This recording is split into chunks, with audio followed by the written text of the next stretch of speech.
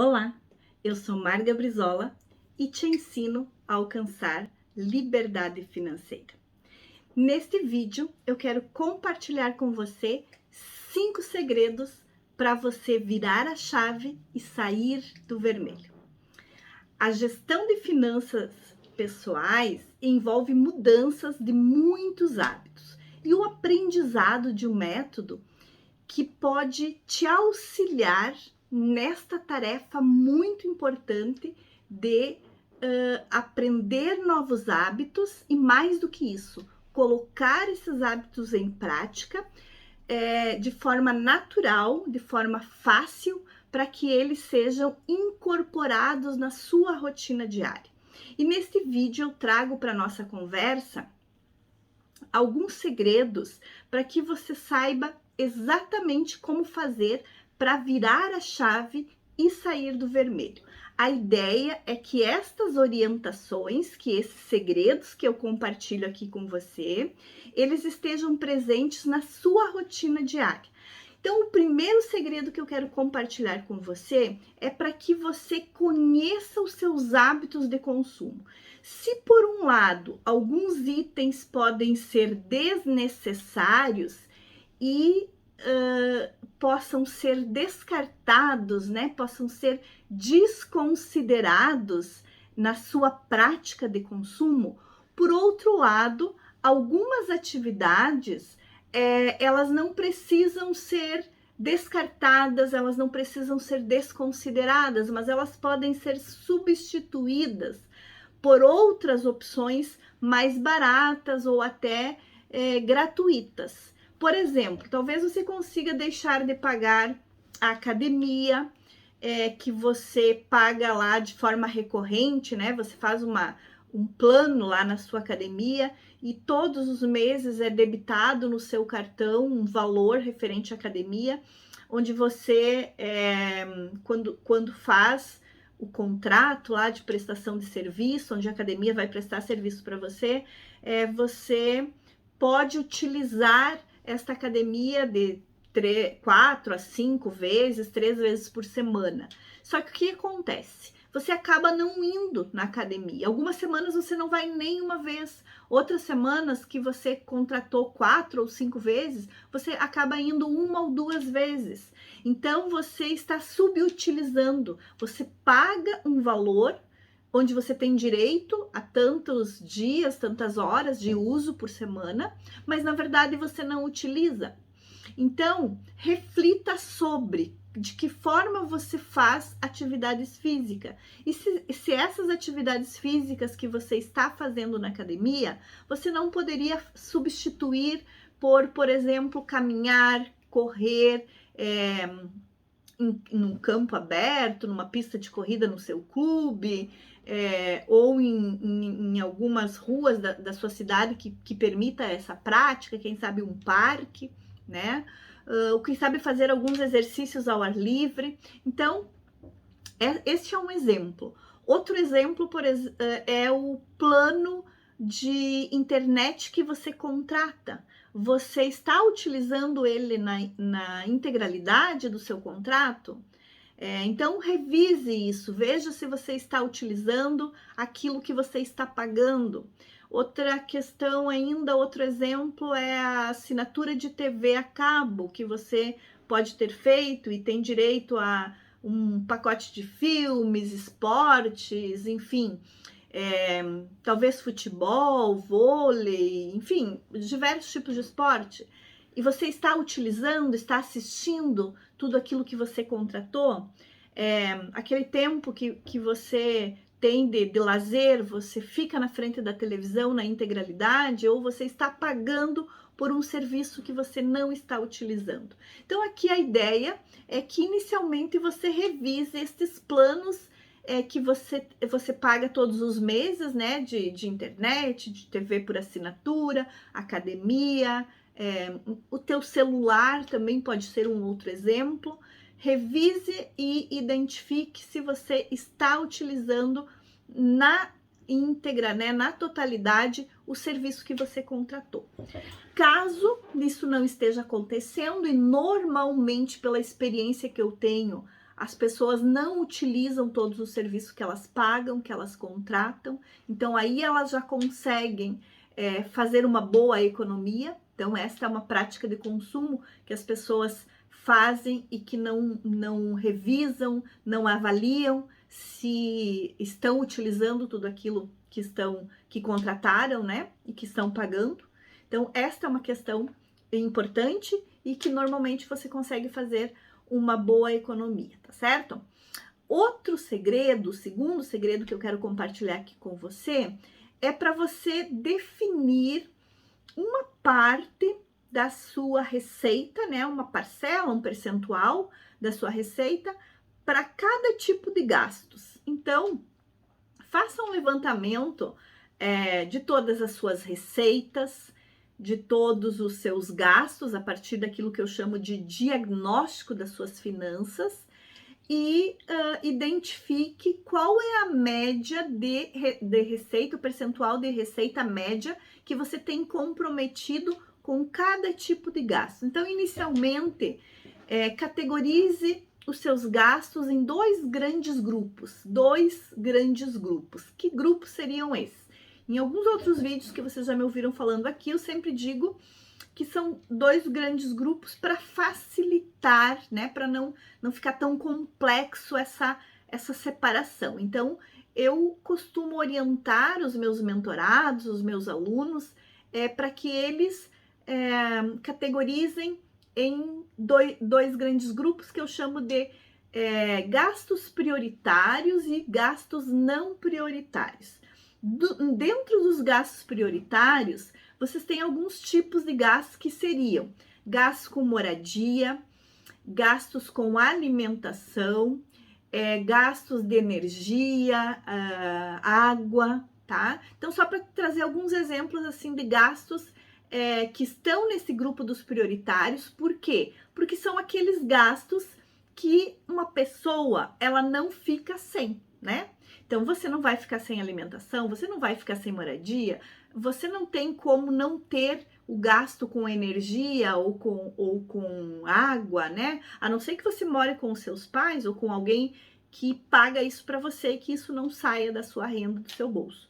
Mas, do contrário, todas as pessoas consomem esse tipo de serviço ou de produto, enfim, né? Não tem como ficar sem. Então, eles são prioritários por essa razão. E não prioritários, mas quando eu falo não prioritários, não estou dizendo que eles são gastos desnecessários, tá certo? Eles são não prioritários, mas eles são gastos necessários. Vou te dar alguns exemplos de gastos não prioritários. Gastos com lazer. Então, o lazer é um gasto não prioritário, por quê? Porque você pode eventualmente suspender este gasto, em caso de você precisar organizar as suas finanças, equilibrar seu orçamento. Você pode suspender, pausar por um período de tempo, mas é importante que você tenha lazer, né?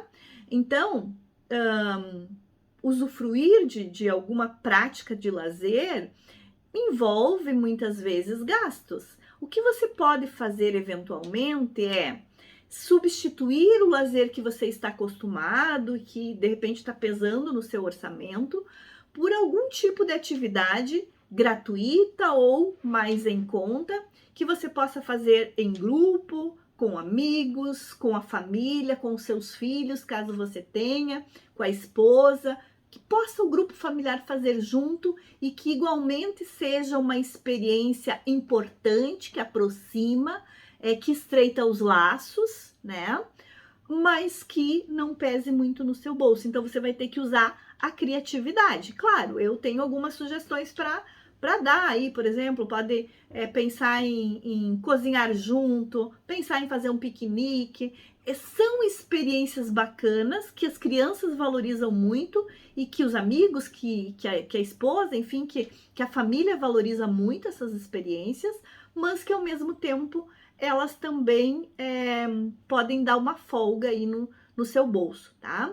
Outro exemplo de gasto não prioritário, mas que igualmente é necessário, são gastos que você possa fazer com algum curso para potencializar alguma habilidade que você tenha de forma mais superficial e que você queira aprofundar, então potencializar essa habilidade, ou ainda desenvolver alguma habilidade que você não tem desenvolvida e que essa habilidade ela pode possibilitar alavancar receitas, que você possa prestar um serviço mais relevante para o seu cliente, então essa possa ser uma alternativa, ou ainda este conhecimento que você vai buscar a partir desse curso, ele pode possibilitar que você consiga melhorar a sua qualidade de vida, que você consiga organizar as suas finanças, por exemplo. Então pode ser um curso voltado à organização financeira, um curso voltado a aprender a investir, né? Então, alguns cursos que de alguma forma podem potencializar a sua qualidade de vida, a sua estruturação financeira, enfim. O que eu estou querendo dizer com isso? Que esses são gastos igualmente necessários, mas então por que eles são não prioritários? Por que eles são classificados como não prioritários? Porque dentre estes diversos cursos, que pode ser até um curso de gastronomia aí que você queira fazer para desenvolver um hobby seu, né? Que você gosta de cozinhar, então você gostaria de aprender alguma culinária específica e tal. Você pode ordenar, eu chamo de hierarquizar ou ordenar por prioridade, qual seria o curso que você teria um retorno imediato, que ele poderia alavancar a sua receita, ou que ele poderia possibilitar que você alavancasse a sua qualidade de vida, a sua tranquilidade financeira, a sua liberdade financeira. Então você vai definir dentre estas possibilidades de desenvolvimento pessoal, profissional que você tem aí, qual seria o prioritário naquele momento, qual seria o mais importante que você fizesse naquele momento. Então, por essa razão, esse investimento, né, em desenvolvimento pessoal ou profissional é uma despesa não prioritária, mas, como eu falei, ela é igualmente necessária. Então, eu posso, a partir daquelas possibilidades que se apresentam de cursos de aperfeiçoamento ou de desenvolvimento pessoal aí, eu posso selecionar aqueles que vão me trazer um retorno imediato e que possivelmente poderiam melhorar a minha situação financeira, já que a ideia seria esta aqui, a ideia seria sair do vermelho, tá certo? Então, esta seria a segunda alternativa aí. E uma outra questão aqui dentro dessa segunda alternativa de hierarquizar a partir do momento que você vai separar aqui as suas receitas, os seus gastos, nesses dois grandes grupos, e vai definir uma parcela da sua receita para cada um desses grupos, né? E ainda mais, se você quiser, você pode definir uma parcela dessa receita para cada tipo de gasto dentro de cada um desses grandes grupos, né? Então, uma parcela da sua receita destinada à moradia, uma parcela da sua receita destinada aos gastos com alimentação e assim por diante, tá? Eu costumo sugerir que a gente destine para os gastos prioritários 50% das nossas receitas, e para os gastos não prioritários 30% das nossas receitas, tá? Depois, mais adiante, eu vou dizer aonde queriam os outros 20% das receitas. Então, a ideia é essa, né? Definir uma parcela, um percentual das suas receitas destinadas a cada grupo de gastos. Aproveitando aqui que você está organizando os seus gastos, né? Tá classificando eles em prioritários e não prioritários, você pode aproveitar e eliminar algumas despesas que você identificou como sendo desnecessárias, ou despesas que elas podem estar de alguma forma fazendo com que seu dinheiro desapareça, tá? Então você já vai identificando esses gastos desnecessários aí. E uma outra questão que pode te auxiliar nesse processo aí é também a ideia de você planejar os seus gastos. Então, isso também é importante você tirar um momento e fazer um planejamento dos seus gastos, identificando o que você precisa comprar no mercado, fazendo a lista, olhando nos armários, não comprando em excesso, principalmente aquilo que pode estragar, né? Então também tenha esse cuidado. É importante que você faça essa lista antes de ir no mercado, para não chegar lá no mercado e olhando coisas e comprando. Muitas vezes você chega em casa e você acaba comprando coisas que você não usa nas suas receitas, né? Nos seus pratos diários, ou enfim, ali que você costuma consumir, né? Você comprou porque estava ali à vista, porque os mercados, eles utilizam dessas estratégias de deixar alguns produtos mais na visão do consumidor, para que desperte o interesse de comprar. Então, faça esse planejamento dos seus gastos. E isso falando de mercado, de alimentação, que a gente vai fazer esse planejamento, produtos de limpeza também, né?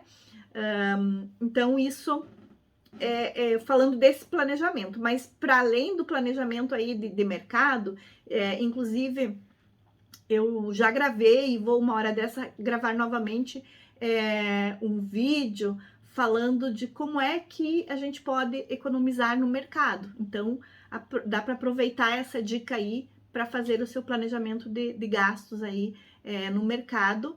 E também planejar os gastos que você precise ter com vestuário, com calçado, né? Então, com roupa, com calçado pessoal tua, do esposo, da esposa, dos filhos, né? Não sei qual é a sua realidade aí, mas enfim, dentro desta lógica também do planejamento dos gastos, cabe também planejar aquilo que você precisa comprar aí direcionado a vestuário, também de cama, mesa, enfim, qualquer tipo de gasto, qualquer item dentro da sua casa, né? Um eletrodoméstico, quem sabe.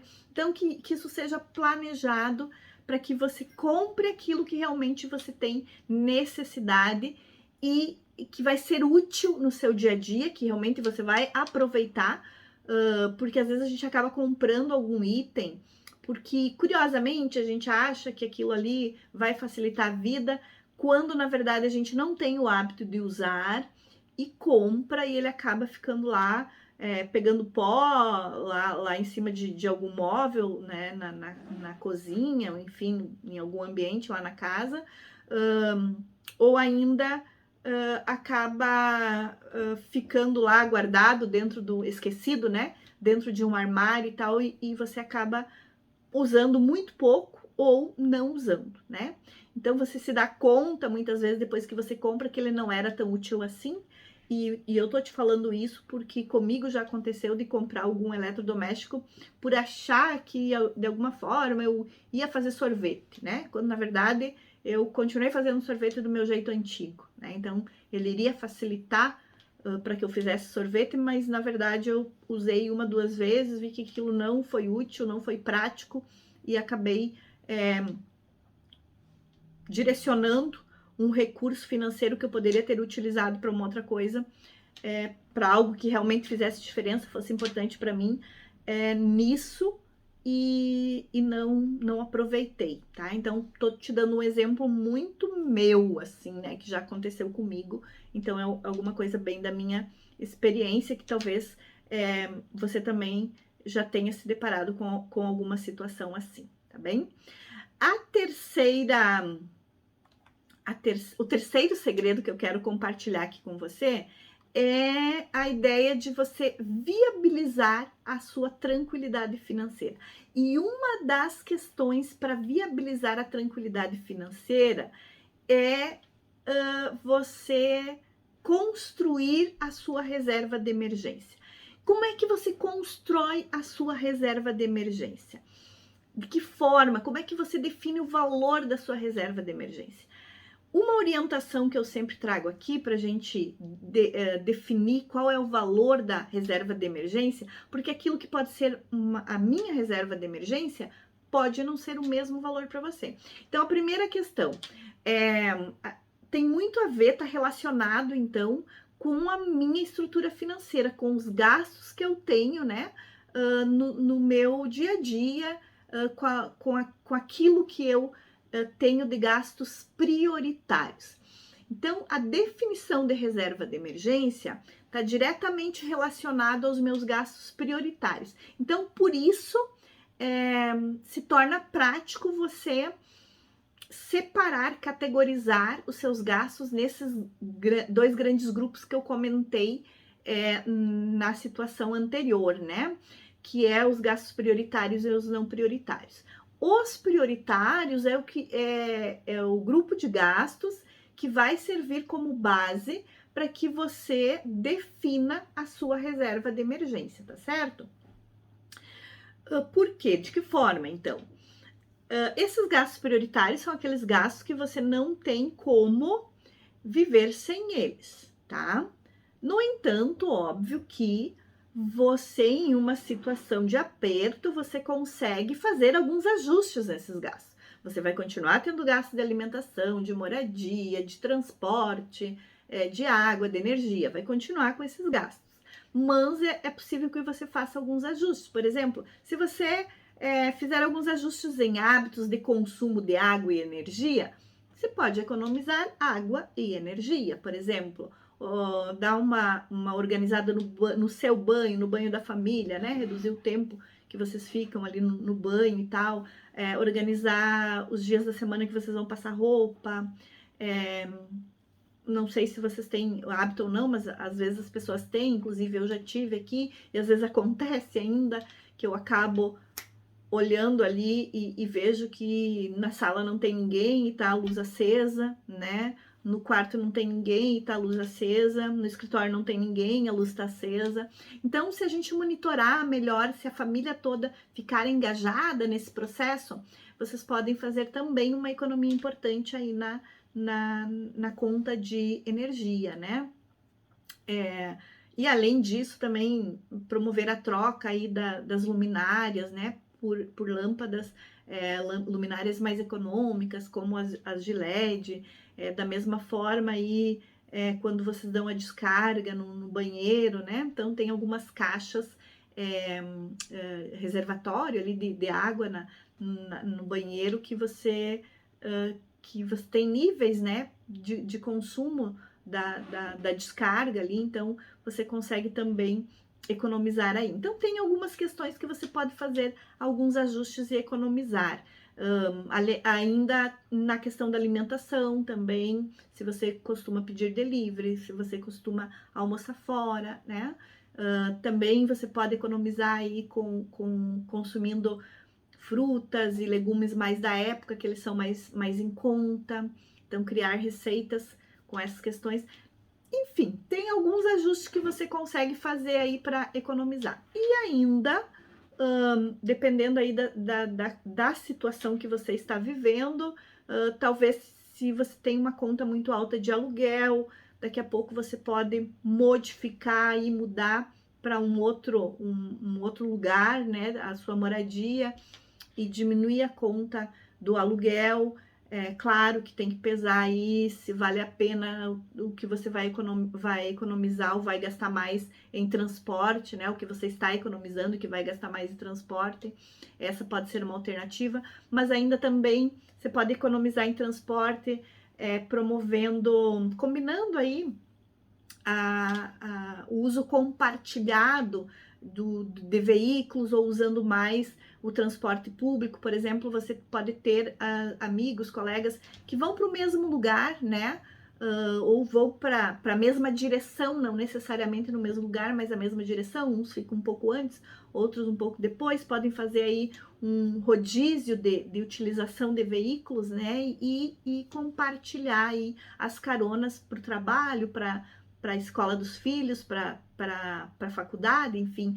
Podem ser alternativas que vocês consigam reduzir aí os gastos. Então, Para definir a reserva de emergência, vocês vão pegar os seus gastos prioritários e multiplicar por um número de meses que traga essa tranquilidade financeira para vocês. Esse número de meses, ele pode variar de 3 a 18 meses, tá? Eu normalmente sugiro 12, mas eu faço uma análise com o meu mentorado, no sentido de identificar qual é a demanda que ele tem. Então, as pessoas que são funcionário público, por exemplo, elas têm mais segurança, né, com relação a perder ou não perder renda, né? Então, essas pessoas podem ter uma reserva de emergência um pouco menor. Agora, o empreendedor ou o CLT, né? Então, ele pode ficar sem emprego, o empreendedor pode não faturar todos os meses aquilo que ele precisa ali para cobrir os seus gastos prioritários. Então, dessa questão vai depender quantos meses você vai ter de reserva de emergência para cada mês de gastos prioritários, tá bem? Então, é mais ou menos dessa forma que você define aí a sua reserva de emergência. Mas o que tem que ficar marcado aqui, inclusive em um vídeo eu falo especificamente de reserva de emergência, tá? Como define, o que você considera, quanto tempo eu preciso ter dinheiro para cobrir os meus gastos, que tipo de gasto. Então, já estou adiantando aqui para vocês que são os gastos prioritários que eu preciso cobrir. Mas o que tem que ficar claro aqui é que a reserva de emergência é para aqueles momentos de imprevisto, aquilo que eu não considero, tá?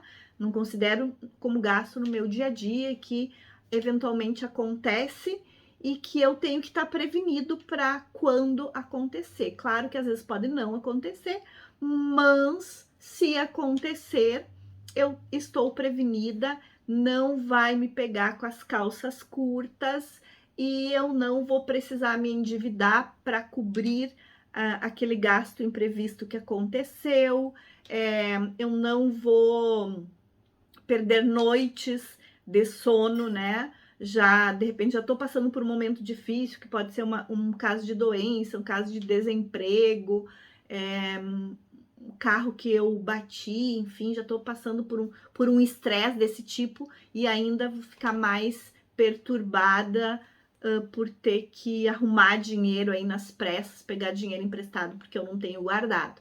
Então, a reserva de emergência vai te ajudar a viabilizar a sua tranquilidade financeira, tá bem?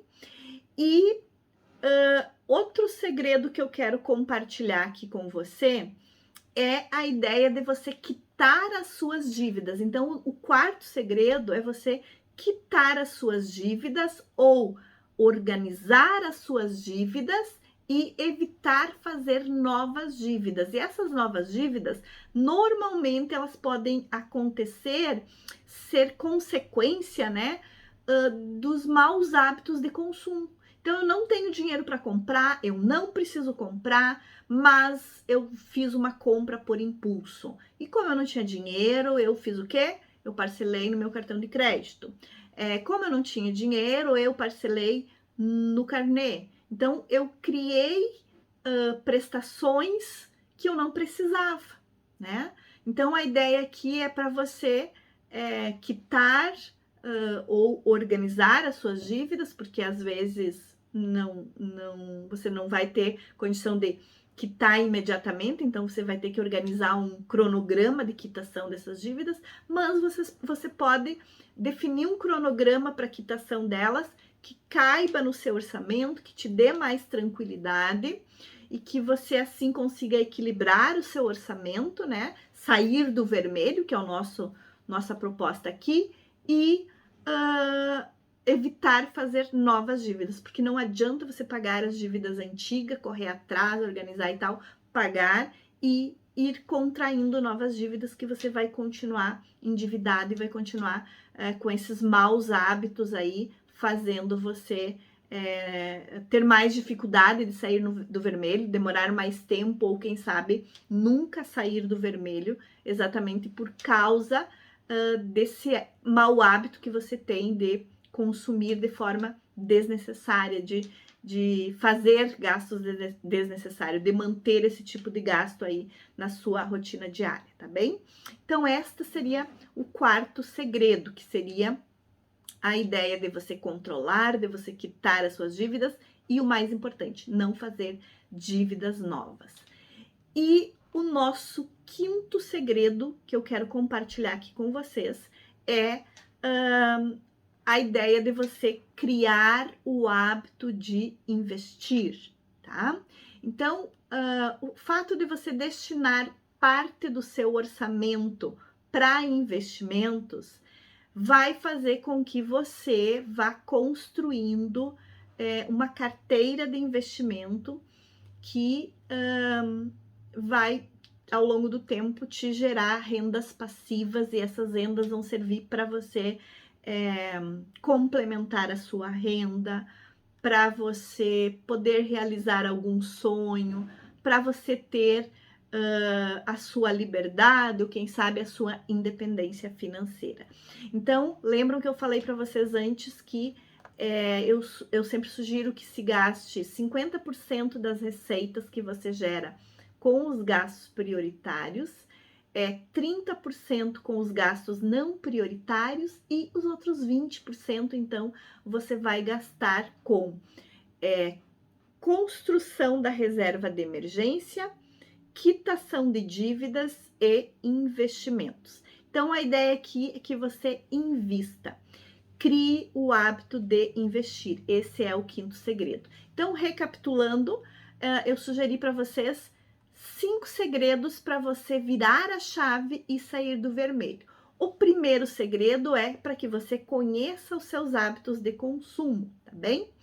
O segundo segredo é para que você defina uma parcela do seu orçamento para cada tipo de gastos. Então, eu sugiro 50% para os gastos prioritários e 30% para os gastos não prioritários. O terceiro segredo que eu quero compartilhar aqui com vocês é para que vocês viabilizem a reserva financeira. Então, o terceiro segredo, viabilizar a sua tranquilidade financeira a partir da criação da sua reserva de emergência ou reserva financeira, que alguns educadores falam, né, de reserva financeira. Eu normalmente chamo de reserva de emergência. O quarto segredo que eu quero compartilhar aqui é para que você quite as suas dívidas ou controle as suas dívidas, né, e não faça dívidas novas. E por fim, o quinto segredo para você sair, né, virar a sua chave e sair do vermelho é criar o hábito de investir. Esses investimentos vão ser os responsáveis para você melhorar a sua qualidade de vida, para você gerar rendas passivas e essas rendas passivas ajudar no complemento aí das suas rendas, né? Então, elas vão complementar as suas rendas para que você possa ter maior tranquilidade, para que você possa aí ter a sua independência financeira, para que você possa ter a sua liberdade financeira, tá certo? Então, pessoal, incorpora esses segredos, essas orientações que eu trouxe aqui para vocês no seu dia a dia, nas suas rotinas diárias, né? E depois me conta aí nos comentários que mudanças esses segredos trouxeram para as finanças de vocês, tá bem? Até mais, até o próximo vídeo. Tchau, tchau.